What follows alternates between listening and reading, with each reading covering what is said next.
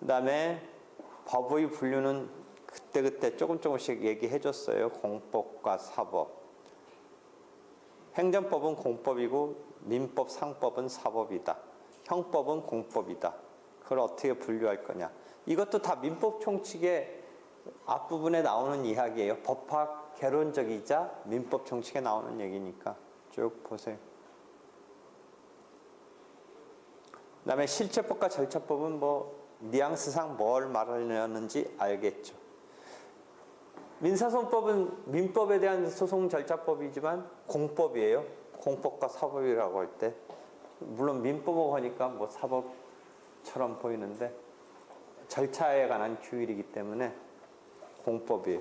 그래서 그게 나중에 민사소송법 가서 보면 절차적으로 이렇게 규율해 놓고 있는 것을 당사자끼리 계약처럼 민법 계약처럼 이렇게 우리는 이렇게 저렇게 하자라고 할 수 있겠느냐 이런 문제에 하나 문제가 생겨요. 이렇게 절차 진행에 대해서 딱 규율해 놨는데 당사자끼리 이렇게 저렇게 한다.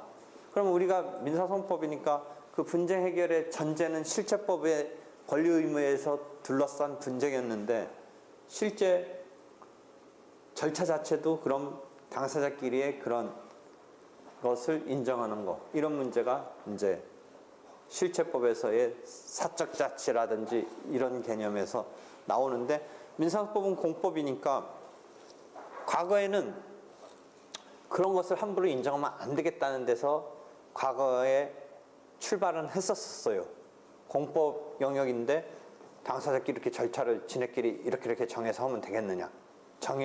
법에 정해놓은 대로 해야지.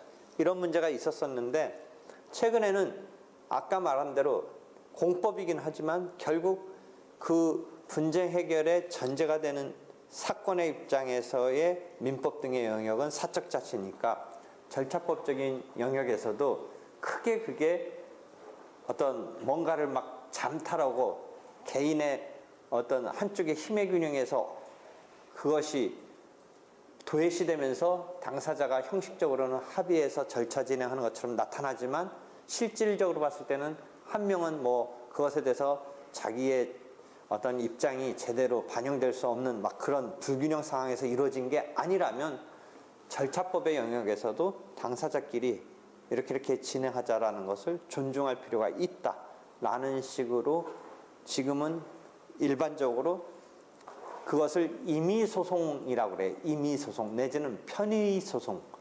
편의점 할 때 편의 또는 임의적이다 할 때 임의소송. 그러니까 임의소송에 대해서는 지금은 유효하다고 봐요. 처음에 출발은 공법의 영역에서 과연 그렇게 인정될 수 있겠는가에서 출발했는데 그래서 지금 하나 또 최근에 문제되고 있는 게 뭐예요? 공법, 사법, 절차법, 실체법 이런 거 얘기하다가 절차법 영역에서 특이한 헌법재판의 영역에서 최근에 하나 전혀 안 나올 것 같은 게 하나 정당해산이 나와 지금 정당해산 심판 이게 하나 등장했잖아요. 잘 안 나올 것 같은 거가 10년 전에 대통령 탄핵이라고 교과서에서만 보던 게 하나 나와서 황당했는데 지금 또 교과서에서만 보던 게 이 정당해산 심판이 나왔는데 민사소송법을 준용하느냐 마느냐 갖고 지금 싸우고 있어요. 왜 그러냐면 그 정당 지금 해산 심판이 청구된 정당의 근거로 막 이적적인 행위를 하고 뭐 이런 것 등에 대한 게 불법으로 녹음 뜬 이런 증거가 아마 쓰여서 이 지금 해산을 하려고 하는데 큰 테두리에서 보면 뭐가 있냐면 저번 때 언뜻 자백이라는 게 민사상에서는 인정되지만 형사소송 절차에서는 자백만으로 안 된다. 이런 등등과 관련되는데 형사사건은 위법 수집 증거가 배제된다는 원칙이 아주 조금 더 원칙적으로 작동을 해요. 즉 자백에 따라서 범죄자를 갖다가 자백만으로 유죄로 쓴다든지 이런 것에 대한 거와 또 마찬가지로 이 사람을 범죄자 제 성립을 인정받기 위해서 무리하게 고문을 한다든지 여러 가지 불법적인 증거 채집 활동을 할 확률이 형사사건에서 형사 절차에서 높기 때문에 형사소송에서는 위법하게 수집된 증거에 대해서 증거 능력을 인정하지 않는 경향이 있어요. 예를 들어 이런 거죠. 예를 들면 그게 어떤 거냐면 고문에 의해서 지금 살인의 혐의를 받고 있는데 살인자 맞긴 맞는 것 같은데 뚜렷한 증거가 없어요. 그런데 그럼 그 찔른 칼, 막 그 죽은 사람 혈액형이 묻어있는 그런 칼을 찾아냈으면 참 좋겠는데 그걸 못 찾고 있어요. 그래서 무진장 고문을 했어요. 고문을 했더니 드디어 자백을 했어요.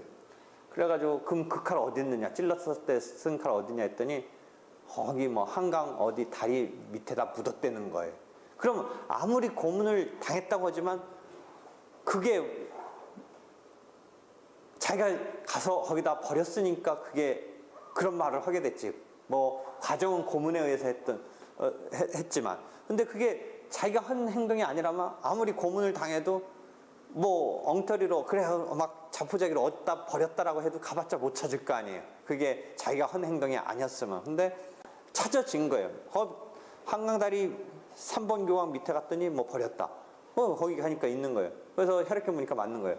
그런데 극단적인 경우는 그 칼을 이 살인의 증거로 쓰면 안 된다는 논리예요.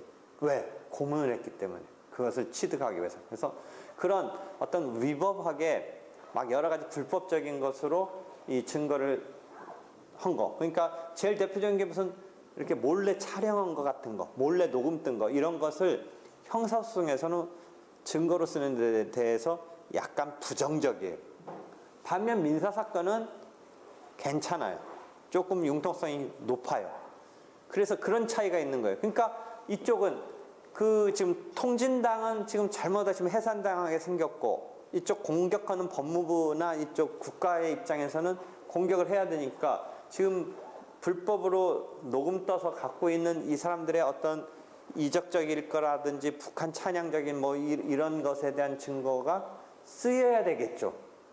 근데 그쪽은 그게 불리하잖아요. 자기네가 그렇게 쓰이는 게. 그러니까 어디 쪽은 정당해산 심판은 지금 민사소송법을 준용하는 것은 준용한다면 위법하게 수집된 증거가 쓰일 수도 있는 거고 민사법을 준용하지 않고 형사소송 절차를 준용하면 엄격하게 되니까 쓸 수 없을 쪽으로 가니까 그 싸움을 하고 있는 거예요 지금.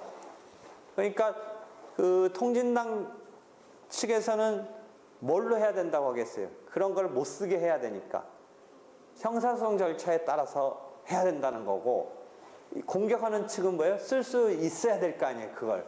그러니까 민사소송 절차에 의해야 한다는 싸움을 하고 있는 거예요. 그래서 지금 규정을 지금 처음 이런 사건이 등장했는데 절차법의 기본은 민사소송법이거든요. 그러니까 민사소송법에 의한 것으로 해야 되는 것에 대해서 지금 반박을 하고 있는 거예요. 형사소송에 의해야 된다. 그런 싸움이에요. 그래서 여기 보면 헌법재판소법 제40조 1항은 헌재 심판 절차에서 특별한 규정이 있는 경우를 제외하고는 지금 정당해산 심판은 특별한 규정이 없어요. 민사소송법에 관한 법령을 준용하도록 하고 탄핵 심판에 한해서만 형사소송법이 되어 있는데 정당해산 심판에도 이 통진당 측은 탄핵 심판과 마찬가지로 형사소송 절차에 의해야 한다라고 하는 거고 이쪽 공격하는 측은 특별한 규정이 없는 경우에 해당해서 민사소송 절차에 의해야 한다라고 하고 있는 싸움을 하고 있어요. 이해할 수 있겠어요 지금?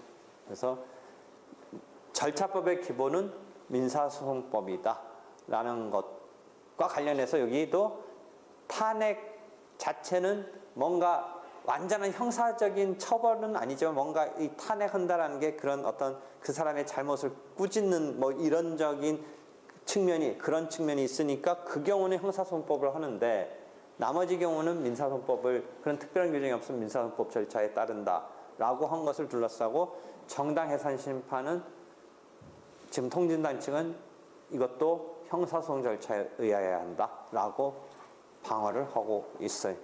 그래서 보고요.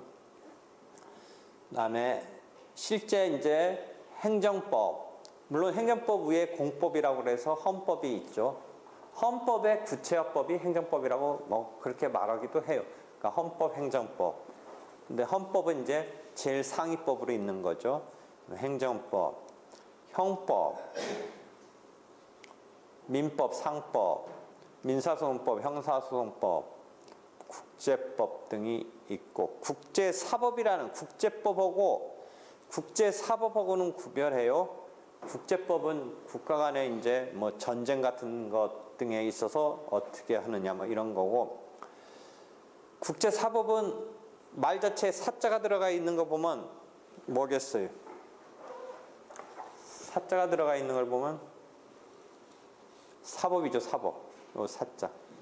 이거는 저촉법이라고도 하는데요. 이런 거예요. 이제 국제적으로 교류가 많으니까 국제적으로 매매가 됐는데 분쟁이 터졌어요. 그러면 한국과 미국이 지금 각각 한쪽 당사자에 속한 국가로서 매매가 이루어졌는데 분쟁이 터지면 일단 무슨 문제가 터지겠어요? 그래서 재판을 하려면 어느 나라 국가가 법원 담당 재판을 하는 국가일 건가? 그런 개념이 하나 등장해야 돼요. 그것을 국가 재판 관할 이런 용어를 써요. 어느 나라 미국 법원이 할 거냐, 한국 법원이 할 거냐, 그런 개념이 하나 정해져야 돼요. 그 다음에 한국 법원에 하면 원칙적으로 한국법 절차에 따르는, 그래서 절차는 이런 또 하나 법 원리가 있어요. 법정지법에 의한다. 이때 법정지라는 것은 그 법원, 법정지법에 의한다. 이런 개념이 있어요. 그러니까 일단 어느 나라 쪽이 두 지금 관계 당사자가 속해 있는 국가가, 보통의 경우는 우리나라 속에서 우리나라 사람끼리 지금 문제가 터졌을 텐데, 하나 조금 이례적인 게 우리나라에서 우리나라 사람끼리 해서 조금 이례적인 게 뭐가 하나 있었어요.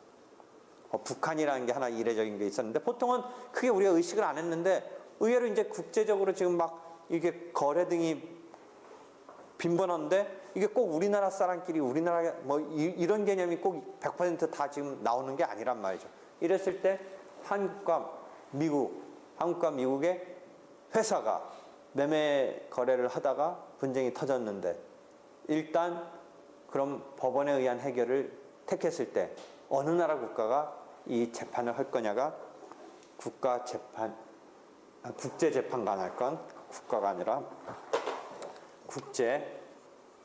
국제재판관할건, 이런 용어를 써요. 국제재판관할건이 있느냐, 국제재판관할건이 있느냐, 이런 용어를 써요. 그러면 한국이면 한국 또는 미국이면 미국이라는 나라가 재판권을 행사한다라고 정해지면 그것에 따른 프로세스, 절차는 그 해당 국가가 한다라는 원칙이 있어요. 그러니까 그것을 절차는 법정지법에 따른다. 절차는 법정지법에 따른다. 이런 원칙에서 하면 돼요. 그러니까 만약 한국법에서 하는 것으로 재판관할건이 됐다면, 물론 반대측 국가에서 하는 게 유리원칙이 뭐라고 따지겠죠. 그 재판관할건을 왜 니네가 하느냐 뭐 이런 게 있을 수 있는데, 하여튼 한국서 하는 것으로 됐다면 한국 민사소송 절차가 진행되면 돼요. 그런데 절차는 그렇게 치는데, 그럼 매매계약의 뭐 효력 때문에 싸우는데 그 실체법적인 측면은 한국법에 할 거냐 미국법에 할 거냐 아니면 또 어떤 국가법에 의하느냐, 그것을 정해주는 게 국제사법이에요. 종래 용어로 섭외사법이라고 불렀는데 지금 국제사법이라고 그래요. 국제사법. 그러니까 국제사법은 절차법에서의 충돌이 아니라 실체법에서 나온 충돌을 해결해 주는 법이에요. 그러니까 이런 거 생각해 보세요. 요거는 이런 재산법 관계 말고 혼인을 했어요. 근데 이혼 사유가 꼭 국가마다 똑같지 않을 거 아니에요. 우리나라 이혼 사유 대충 모든 법은 사실은 법이라는 게 그렇게 뭐 이상한 게 아니라 그 표현이나 그런 건 좀 틀릴 수는 있지만 비슷비슷한데, 하여튼 이혼 사유가 우리는 아닌 게 예컨대 베트남에는 있다든지 베트남은 아닌데 우리는 이혼 사유가 된다든지 등등이 지금 베트남 신부와 우리나라 남자와의 관계에서 이혼 사건이 터졌을 때 예컨대 이혼 관계는 남편에 따른 이혼 사유를 국가가 한다든지 부인의 국가에 따른 이혼 사유 등을 따져야 된다든지 이런 것을 정해주는 게 국제사법이라는 거죠. 예컨대 우리는 19살, 20살이었다가 19살로 미성년자 나이가 낮춰졌는데 만약 그러면 우리나라 속에서도 지금 법이 그렇게 바뀌었는데 나라에 따라서 뭐 18살, 17살, 20살 막 이랬을 텐데 한 19살짜리가 거래 행위를 했는데 여러분이 이제 행위 능력을 배웠으니까 행위 능력이 완전해야 독립적으로 어떤 법률 행위를 펼쳤을 텐데 행위 능력이 지금 19살짜리가 안 돼서 지금 거래한 양쪽에 걸려있는 나라에 따라서 보면 미성년자일 수도 있고 아닐 수도 있고 그래서 온전하게 유효한 행위일 수도 있고 아니면 이 잘못 독립적으로 할 수 없는 행위라서 취소할 수도 있다든지 하는 관계가 어느 나라 국가의 미성년자 연령을 적용하느냐에 따라서 달라진단 말이죠. 그래서 그런 거를 적용하는 게 국제사법이라는 법 영역이 있다라는 것이죠. 그래서 그런 등등의 법의 영역을 분류를 설명했어요. 법의 분류. 그다음에 법의 효력. 실질적 효력과 형식적 효력이 있다. 실질적 효력은 실효성.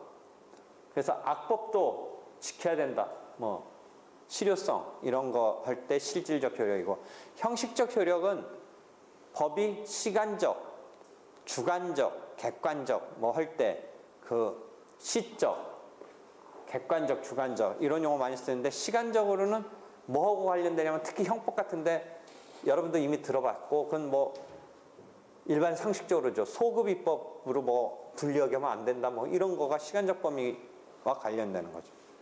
장소적인 거는 아까 그 국가의 법이 국외에도 미치느냐 뭐 이런 거죠. 그래서 형법에 보면 이런 거 있어요. 장소적으로 이건 지금 북한 쪽이 사실은 우리 국가니까 그냥 당연하다고 생각할 수는 있지만 실제는 그래도 하나의 분단된 현실로서는 있는 거니까 문제가 터졌죠. 또 하나는 그거예요. 외국 가서 도박을 왕창 하면 미국 라스베가스 같은데 그 자체에서는 도박이 허용되는데 거기 마카오 카지노 허용되는데 우리나라 사람이 가서 거기서 했다고 괜찮느냐라고 생각할 때 처벌되잖아요. 물론 거기서도 오락 수준으로 했다면 우리가 여행 가서 라스베가스 가서 그냥 하루 들른 김에 한 뭐 50불 했다든지 이런 거야 그 자체가 처벌성이 없어서 그렇지 미국 가서 했기 때문에 괜찮은 게 아니라는 거죠. 이해할 수 있어요. 그러니까 우리가 가끔 그 연예인들 마카오 같은 데 가서 하다가 걸린 게 이제 그게 한국이었으면 당연히 뭐 더 문제됐는데 외국이라서 괜찮지 않을까 했지만 외국에서의 도박도 우리 도박죄에 의해서 처벌되는 거죠. 그러니까 장소적인 게 어떻게 되는지 이런 거. 지출 시험 문제. 이건 옛날 사법시험 문제는 되게 간단해. 이거 10년 여러분이 체육과 갖다 보여주면 너무 막 문제 길고 그래서 옛날 거 보여주는데 이런 식이네. 민법의 효력이 미치는 범위에 관해서 틀린 것은. 민법은 모든 한국인에게 적용되는 것이 아니라 외국에 거주하면 효력이 미치지 않는 것이죠. 3번 우리 민법 60년 1월 참 이런 문제를 사법시험에 냈으니 생각해봐. 나 이게 60년 1월 1일이 의미가 있는 건가? 그때 내가 우리나라 법은 다 이게 해방돼서 이제 한 10여 년간 가지면서 일본법을 조금 어찌저찌해도 보면서 만들었다. 근데 이거 자체가 이 3번 지문은 연도를 모르면 틀리고 알면 맞고 물론 이걸 그래놓고 이걸 틀리게 지문을 만들면 그거 진짜 나쁜 거죠. 이게 무슨 의미 있는 숫자라면 모르는데 60년대 정도 만들어졌다. 다행히 틀린 지문은 아닌데 굳이 이런 지문을 넣고서 테스트를 할 필요성이 있나 싶은데. 그리고 문장에 옛날 문제는 참 이거 몰랐어도 그냥 이런 문장이 좀 이상한 건 느끼잖아요. 이런 거 출제자보다 이 푸는 사람 머리 수준을 무시한 것 같아. 이런 식으로 출제해 놓으면 이거 누가 못 잡아내. 지문이 좀 어색하잖아. 요새 문제는 이렇게는 안 나와요.